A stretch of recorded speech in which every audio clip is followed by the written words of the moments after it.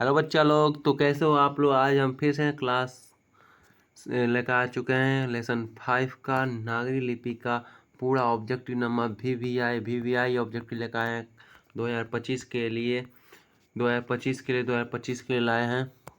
नाम याद रख लो, धीरेन्द्र सर नाम याद रख लो, क्योंकि ये नाम आपको बहुत काम देने वाला है। तो चलते हैं आज के मोटिवेशन की तरफ। तो सबसे पहले मोटिवेशन सुनने से पहले आप लोग यूट्यूब पर जाके ये चीज़ लिखिएगा और चैनल आएगा तो उसको सब्सक्राइब कर लीजिएगा और बेल घंटी को जरूर दबा दीजिएगा, क्योंकि इससे आपको डेली जाए आपके यहाँ जो यहाँ का नोटिफिकेशन है वीडियो का आपके यहाँ जाएगा। तो चलते हैं आज के मोटिवेशन की तरफ।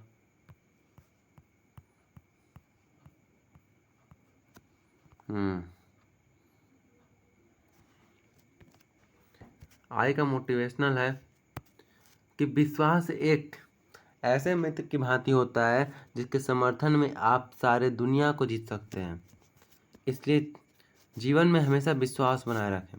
देखो, इसका बहुत डीप मतलब है। अगर आप खुद पर विश्वास करते हैं, अगर खुद पर इतना विश्वास करते हैं कि हम दुनिया को पा सकते हैं, तो आप लोग दुनिया को पा सकते हैं। विश्वास एक बहुत ही अच्छा आत्मविश्वास है जिससे हम कुछ भी पा सकते हैं। तो सोचिए आप लोग कि आप 10th के इस बार टॉप 10 में आ सकते हैं। तो हमारे साथ मेहनत कीजिए ऑब्जेक्टिव के साथ, और सब्जेक्टिव अपने क्लास टेस्ट और क्लास के जो नोट्स है उसके साथ आप लोग अपना तैयारी कीजिए। ऑब्जेक्टिव की तैयारी तो हम करवाएंगे ही। तो चलते हैं। इससे पहले क्वेश्चन शुरू करने से पहले आप लोग मोबाइल को थोड़ा दूर रख दीजिए और कुछ एक नोट्स बुक ले लीजिए और एक पेन पेंसिल जो भी लेना है ले लीजिए और बैठ जाइए। और हमारे क्वेश्चन दिखाने का आंसर बताने से पहले आंसर टिक लगाइए और देखिए कि सही है या गलत। तो चलते हैं क्वेश्चन की तरफ। सबसे पहले लेसन आता है। लेसन का नाम है नागरी लिपि। इसके जो लेखक है गुणांकर मूले हैं। गुणांकर मूले यहाँ पर गुणांकर मूले अब छूट गया था। चलो आगे चलते हैं। क्वेश्चन है, नागरी लिपि के आरंभ लेख हमें कहाँ से मिलते हैं। नागरी लिपि के आरंभ लेख कहाँ से मिलते हैं। ऑप्शन ए पूर्वी भारत, बी पश्चिमी भारत, सी दक्षिणी और डी उत्तरी। राइट आंसर होगा सी। क्या होगा? दक्षिणी भारत। क्या होगा? दक्षिणी भारत से हमें मिलता है। बेतमा दानपत्र किस समय का है। बेतमा दानपत्र किस समय का है। Option number A right answer. चलते हैं आगे चलते हैं। क्वेश्चन क्या है? क्वेश्चन है उत्तर भारत में नागरी लिपि लेख कब से मिलने लगे हैं। 6ठी से, 7वीं से, 8वीं से, 9वीं से, 4थी से। कौन सा आंसर बताओ जल्दी से। कमेंट करो जिसका हो गया आंसर। चलते हैं क्वेश्चन चौथा।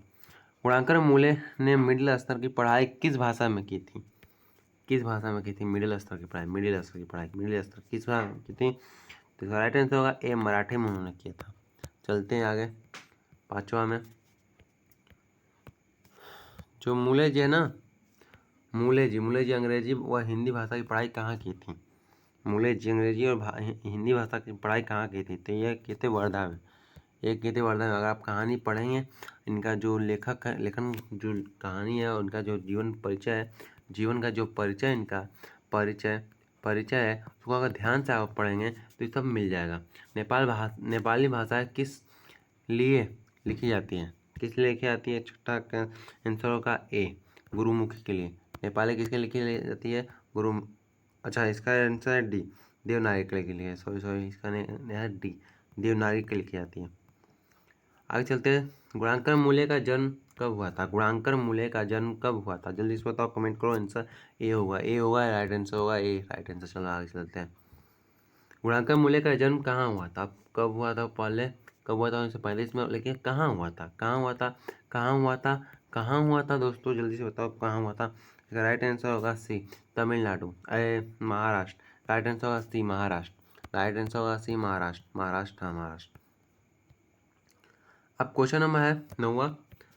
इन्होंने किस पुस्तक से पुरानी लिपियां का विस्तृत जानकारी दी है। किस पुस्तक से दी है? तो आंसर होगा डी पुरालिपि शास्त्र से। पुरालिपि शास्त्र कौन से? ओह अच्छा अच्छा अच्छा अच्छा अच्छा हाँ सही है सही सही।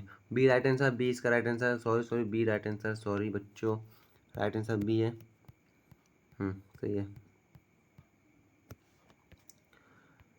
गुप्तो गुप्तों का राजधानी गुप्तों की राजधानी को क्या कहा जाता है? गुप्तों की राजधानी को क्या कहा जाता है? तो इसका राइट आंसर होगा डी, देवनगर कहते थे। क्या कहते थे? देवनगर कहते थे।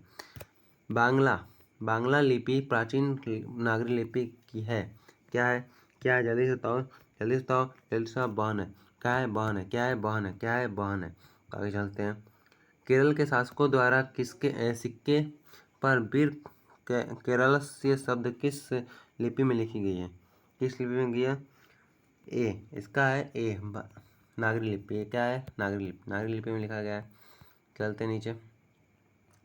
पहले पहल किन राजाओं ने लेखों के लिपि को नंदी नागरी नाम से जाना गया था?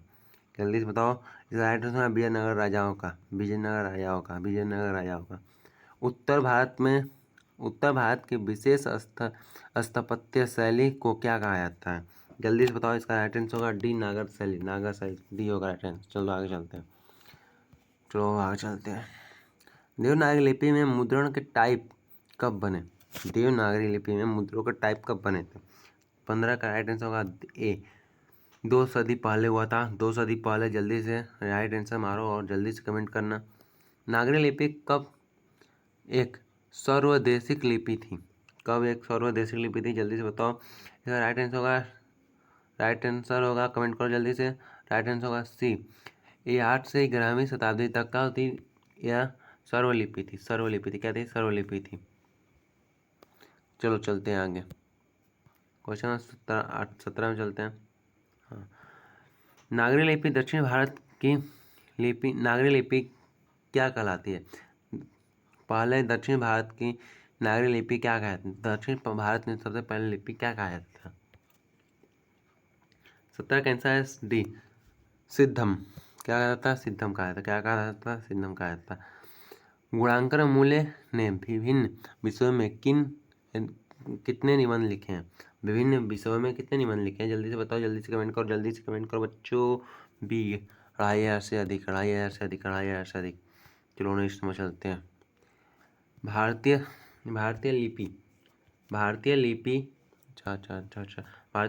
लिपियों की कहानी किनकी प्रसिद्ध रचना है? भारतीय लिपियों की कहानी किनकी रचना है प्रसिद्ध है? जिसके बारे में बात हो रहा है वही होगा। राइट आंसर हो जाएगा ए, हो जाएगा राइट आंसर ए हो जाएगा। किनके बारे में बात किया जाएगा वही ना होगा। तो चलते हैं आगे चलते हैं। इस्लामी शासक का आरंभ काल है। इस्लामी शासक 12, 13, 14, 15 कौन सी सदी में हुआ था? जल्दी से कमेंट करो। हम रुके हैं 1 मिनट के लिए, कमेंट करो जल्दी से। राइट आंसर होगा ए, 12वीं सदी में। आगे चलते। गुणांकर मूल्य का मृत्यु कब हुआ यार? जन्म कब हुआ था? 1935 में। कब हुआ था? 1935 में। कहाँ हुआ था? महाराष्ट्र में हुआ था। कहाँ हुआ था? महाराष्ट्र में हुआ था। महाराष्ट्र में हुआ था। और मृत्यु कब हुआ था? ये देखो, जल्दी से कमेंट करो। 21 नंबर क्वेश्चन का जल्दी कमेंट करो। 2009 में मरे थे। कब मरे थे? 2009 में मरे थे। चलते आगे चलते हैं। हाँ, किस शासक ने अपने सिक्के पर राम सीता की आकृति बनवाया था और रामसी शब्द अंकित करवाए थे? बताओ जल्दी से। ओह आंसर दिख गया। अच्छा ठीक है। आंसर होगा सी। आंसर होगा क्या? सी होगा। चलो आगे चलते हैं। नागरी लिपि का शीर्षक निबंध के निबंधकार है। नागरी लिपि शीर्षक निबंध के निबंधकार कौन है? निबंधकार? ए होगा राइट आंसर। इसका राइट आंसर ए होगा। जल्दी से आगे चलते हैं। नागरी लिपि शीर्षक पाठ किस पुस्तक से लिया गया है? किस पुस्तक से लिया गया है? जल्दी से बताओ। जल्दी से। बी होगा भारतीय लिपियों की कहानी। आगे चलते हैं तो लुल्लू पुल्लू का क्वेश्चन है। मराठी भाषा की लिपि कौन सी है? आगे शायद क्वेश्चन आया था ये। देवनागरी का। आगे चलते हैं।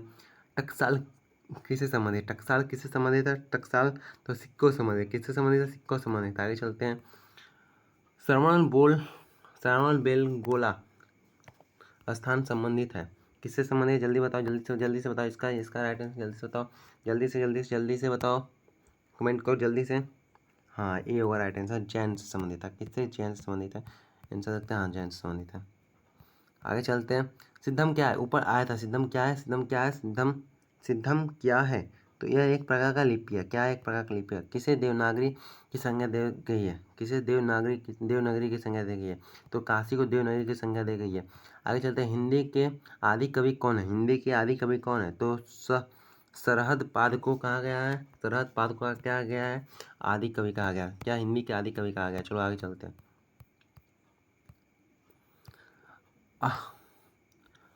अमोघ वर्ष कौन था? अमोघ वर्ष कौन था? अमोघ वर्ष कौन था? 31 का राइट आंसर बी।